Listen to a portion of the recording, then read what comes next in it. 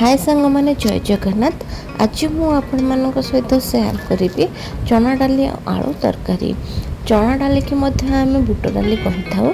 दी जन जी बुट डाली आवश्यक से बुट डाली नवा आ सहित आलू कि नवा बुट डाल के भलसे धोई नवा आलू की धोईकी छोट छोट परिमाण काटिदबा। तापर प्रेसर कुकर रे किसी लुण आ हलदी पकईकी भलसे सिझे नवा। आलू सिझीगला एपटे आम कौन करवा पिज को पूरा छोट छोट टुकड़ा काटिदबा पूरा कद्दूकस करदबा और टमाटर को भी काटिदबा। तापर अदा और रसुण को काटिदबा आ कि कंचा लंका नहीं जावा आ कि गरम मसला नहीं जावा। तापर गोटे कड़ाई रे आवश्यक अनुसार तेल जी आप दरकार से तेल नहीं नवा।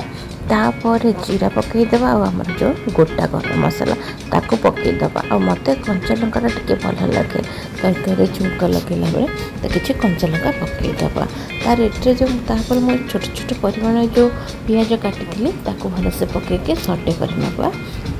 से टिके ब्राउन कलर हो आसला से आम जो काटी अदा रसुण को ताधे पकईदबा ताको किसी सेकेंड पाई सटे करवा।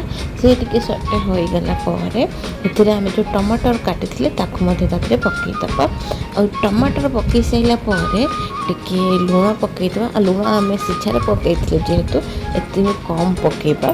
तापर जो लंका गुंड एबे टिके पकईबा। लंका गुंड टमाटर पर पकईले कौन हो कि तरकारीटा टिके रेड कलर अधिक देखा जाए। काश्मीर लंका गुंडर दरकार भी ये हुए नहीं। तापर कौन कि हलदी अन्य जहाँ भी मसला साधारण मसला जहाँ भी आम घरे यूज करे से सब मसला पकईदबा।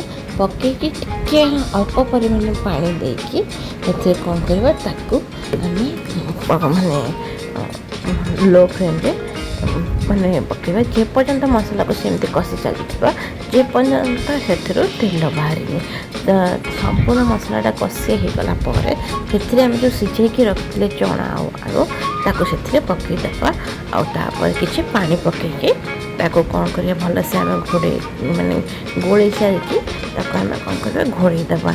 एमती मझे मझे घोड़े दे चेक भी करुवे ना तले लगे तार भलसे फुटिगला धनिया पत्र टी पकईकी गरमा गरम और चना मसला ये रेडी होगला चना मसला।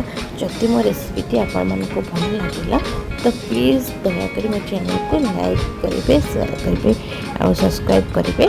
तल दि जाइए बेल आइकन को प्रेस करेंगे जहाँद्वारा मुझे कौन वीडियो अपलोड करी तुरंत आपण पाक नोटिफिकेशन आसीज। जदि मो वीडियो किसी भूल लगे तो निश्चिंत कमेंट जनइबे। जय जगन्नाथ।